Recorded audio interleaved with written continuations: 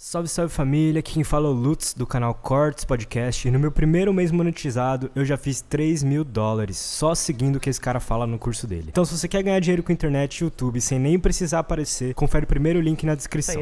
E como descobriram, né? Então, uma das delegacias do DHPP, da proteção à pessoa... Come aí que eu vou comer balinha enquanto isso. É a 5ª delegacia de proteção à pessoa, ela é a delegacia de pessoas desaparecidas.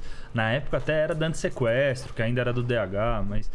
Ela é uma delegacia do DHPP, do departamento. E aí, esse caso, a mulher estava desaparecida e o marido dela que tinha feito um BO. Olha, minha esposa sumiu. Foi trabalhar e não voltou. E ele morava na casa com os 2 filhos, né? Ele, ela e os 2 filhos. Eles já estavam num processo de separação. O pessoal da investigação começou a desconfiar dele. Falou, Você sabe por quê? Pela Herb. Foi por telefone, né? Pelas antenas de telefone. As antenas de telefone mostravam que ela não tinha saído de lá. Acho que era isso, que ela não tinha ido pro trabalho. Então ela tinha ficado na região. E... Vocês podem pedir isso a qualquer momento. O delegado que solicita para o WIP, né? Para o setor de inteligência lá do departamento. Pô, não sabia que tinha nesse ponto. Tô mesmo falando que a gente tá bem, mano.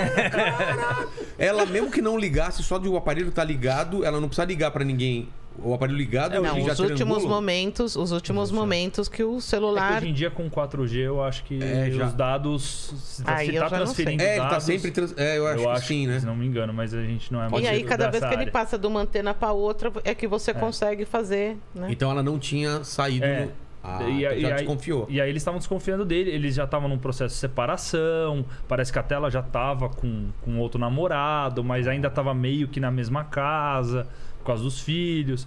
E estavam desconfiando dele e eles queriam fazer um exame de luminol na casa, para ver se a gente conseguia achar sangue na casa. Precisa de um mandato para fazer isso ou não? Não, se tiver autorização dele, não tem problema. Se ele falasse não... Aí precisaria de uma autorização judicial. E ele autorizou? Autorizou, porque ele tava Ele falando era o maior interessado. Não, pode vir, não tem problema, não fui eu. Só dá um tempo de eu lavar as paredes. E isso eu tinha acabado de chegar no DH. Amarrar as crianças. Eu tinha acabado de chegar no DH e eu fui junto com a Thelma pra gente fazer esse local. E o cara tava acompanhando. Então, a gente tava fazendo os exames na casa, o suspeito tava lá na casa na hora, as crianças não estavam, tava só o marido.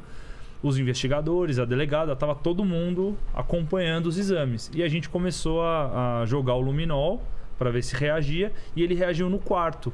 O luminol é uma luz só? Não, o luminol é um líquido. É um líquido, é uma substância química que vai reagir com as hemácias do sangue. E reagiu onde? Ele reagiu no quarto. Mas deu uma mancha no chão. No chão? Uma mancha razoável no chão. Você joga um pouquinho no chão? É um borrifador.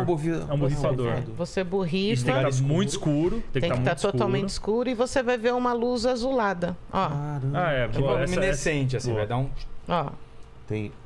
E apareceu no chão uma mancha? Apareceu no chão uma mancha razoável. Um tamanho bom. E e aí na hora eu... Ó, não é esse caso. Tá. Mas a parte de cima da foto, o amarelinho, é como você chega na cena. Após passar o luminol, é o que você acha. Isso daí é um arrasto de sangue. Nossa, não dá pra ver nada na primeira foto. Não dá pra ver nada. E isso é uma das coisas que a gente analisa também. Por exemplo, o Tom comentou sobre o analista de padrões de mancha de sangue. Também vai ser analisado, nesse caso, a forma. Parece que foi arrastado. Se foi arrastado, se tem uma forma de limpeza, se é um gotejamento. Tudo isso dá pra analisar. E o que você viu que era? Tinha muito aspecto de limpeza. Então tinha muito brilho nos rejuntos. Tá. Porque é uma região que fica... Você passa um pano ali e não limpa tão bem. Mas tinha o sangue muito espalhado nos azulejos. Entendi. E eu lembro até hoje da Thelma indo conversar com o suspeito. Porque na hora que brilhou, a gente já... Opa, deu sangue, achamos, né? Obviamente que ainda ia ser feito um exame de DNA para saber de quem que é. E entender essa dinâmica, né? Então, pra ver se é sangue. Pra ver se é sangue, né? Não falso positivo. E de quem mesmo? Pode ser o quê? Algumas outras coisas. É mesmo? Esperma? Não. Não. Ah, tá. Algumas outras substâncias podem dar, mas num geral vai dar uma cor diferente, um brilho diferente. Então tem toda essa análise, mas a gente depende do laboratório pra ter a confirmação. Tá.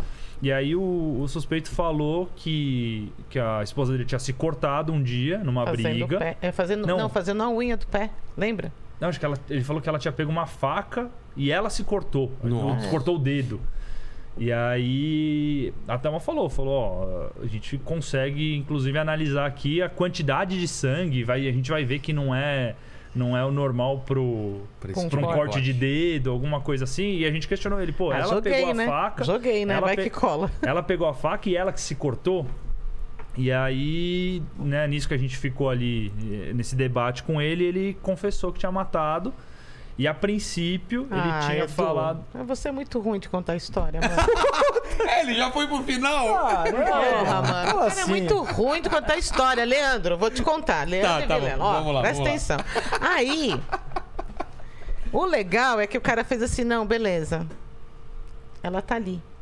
E realmente, do lado da casa era um terreno. A gente falou, mano, já pega os polícia e não sei o quê. Ele enterrou no terreno, vocês acharam? Né? Porque a casa dele, então, em cima era um açougue, você descia aquela escadaria, a casa era embaixo. Tá. Essa escadaria que desce, você entrava na casa e tal, então, essa lateral da escada, que é um vão inútil, né? Era um mini cômodo com o teto decrescente, entendeu? O que o cara fez? Aproveitou aquele cantinho, mano. Fez uma brinquedoteca. Ele colocou uma prateleirinha lá de carrinho e tal, e as criancinhas brincando lá na brinquedoteca. Aí o cara fez assim, ó. Não, ela tá aqui. Daí a gente... vamos... No terreno? Não, ela tá aqui. Tinha um policial bem assim, na divisa entre a cozinha e a brinquedoteca. Fez assim, ó. Tá, não. Lembra? Era o Almir, né? Eu lembro Ninguém que tava entendendo. A gente tinha olhado, né? Obviamente, a gente entrou na casa, tá, a gente olhou todos os cômodos. E aí eu falei, não, a gente olhou ali. Não tinha nada. Não tem nada, não. Se tem alguma coisa mesmo. É no terreno? Ele falou, não, é ali. É ali embaixo da escada. Eu abri um buraco na parede e coloquei ela na parede.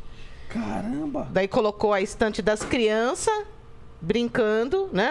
O brinquedoteca. E vida que segue. As criancinhas brincando ali junto com a mãe. Só a mãe não sabia que estava brincando junto, porque tá na parede. Tava na parede. Uma parede grossa? A gente chamou bombeiro, né? Foi. Ele fez uma parede, tijolo, cimento, reboco, ele pintou. adiantou, né, a parte. Ele adiantou, né? Então a parede ela ia até o chão, não sei se dá pra ver. A parede ia até o chão, o teto ia até o chão, porque era a escada. Então ele fechou um pouco antes aqui. Entendi. Então ela era fechada numa altura de 1,5 m, talvez 1,30 m. Colocou a mulher e ela tava lá pra trás. Inclusive você postou esses dias a foto dos bombeiros quebrando, né? Mas ela tava inteira, ele não quebrou ela ainda. Não, porque cabia. É um vão, né? Um vão considerável. Mas já tava num estado bem avançado. Foi ciúmes por causa do... Foi, já tava em separação, brigando e, se não me engano, foi estrangulada. Que foi o que funcionou para ele confessar, né? Que a gente, né, lembra, os investigadores ali conduziram ele para essa coisa da legítima defesa da honra. E ali ele se sentiu confortável para falar. Não, ele se sentiu nem confortável. Ali que ele falou assim, realmente isso pega em mim, entendeu? Ah, é? E aí ele falou, eu matei ela. Matei ela. E daí você fala assim, não sentia cheiro? O cheiro do açougue confundiu bem, porque a gente não passou mal nesse local. Tem essa, né? Na hora que abriu a parede, veio o cheirão. Mas não era um local para passar mal. Tava quanto tempo, mais ou menos? Acho que uns 20 dias, né? Tudo uns isso? 20 dias. Acho que era uns 20 dias, era bastante. Era então bastante. Tava bem adiantado mesmo. Já assim, não sei se dá pra falar esse tipo de coisa. Dá. Mas assim, o couro cabeludo dela já tava totalmente solto da cabeça. Quanto mais tempo, vai soltando. Na verdade, não tinha mais pele, né? Tinha. A região da cabeça não tinha mais pele. Então, o cabelo tinha desprendido. Nossa, cara. Então, tava... E ele tava lá quando vocês estavam abrindo a parede ou não? Tava. Não, acho que Ele ficou com a gente o tempo todo. Eles não tinham levado ele pra Não, delegacia ele já? ficou ali com a gente. E aí? Normal? Calmo, tranquilo. Calmo? Acho que tipo aliviado de ter falado. Chegou na época, eu sei que Porque chegou a sair no foi Datena, ele que um fez vídeo o BO. dele. Ele que fez o BO de pessoas. Entendeu? Então depois é que caiu em cima dele a desconfiança. Mas né, ele era o mais interessado. No começo você não vai desconfiar do cara, né?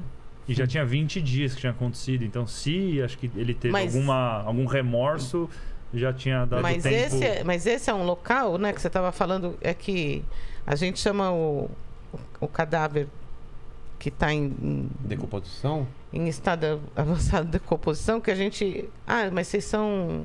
Não é que é pejorativo, mas é um cheiro de carne podre muito intensa. A gente chama de podrão. Como se fosse carne podre? É muito intensa. Então, assim, você pega um local desses, você vai fazer o quê? Nada.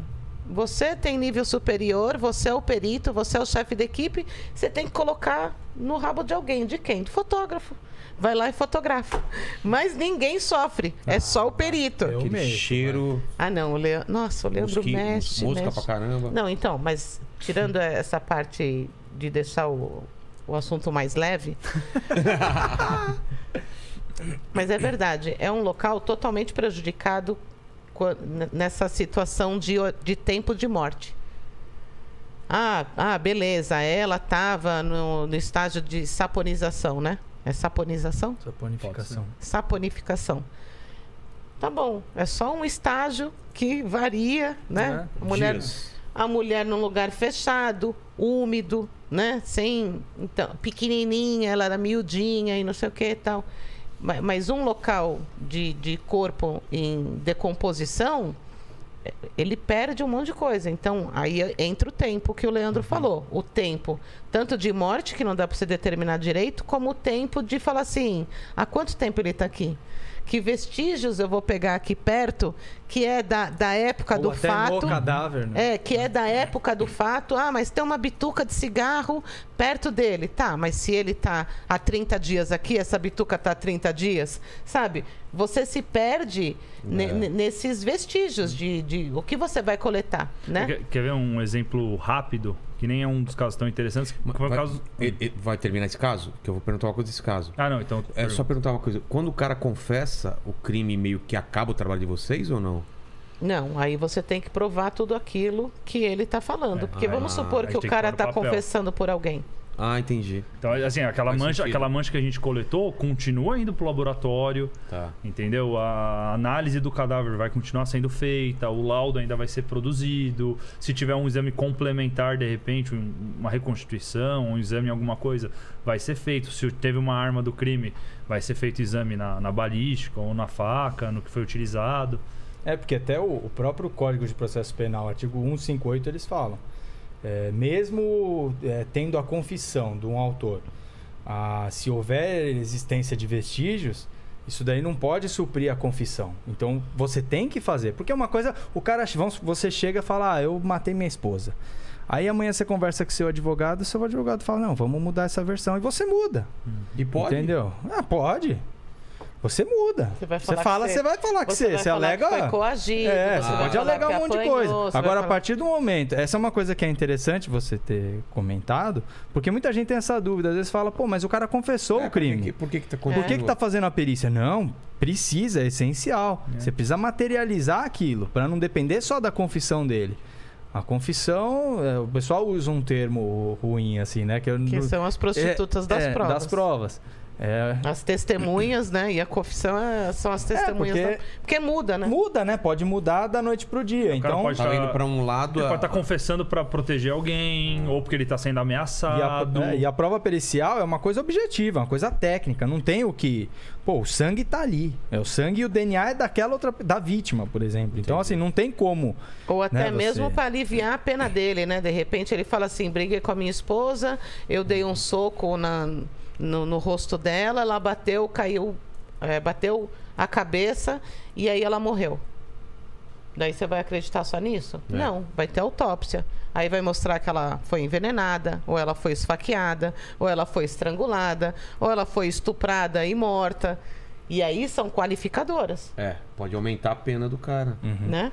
Entendi. Então, continua. Tem muita coisa. Mas você ia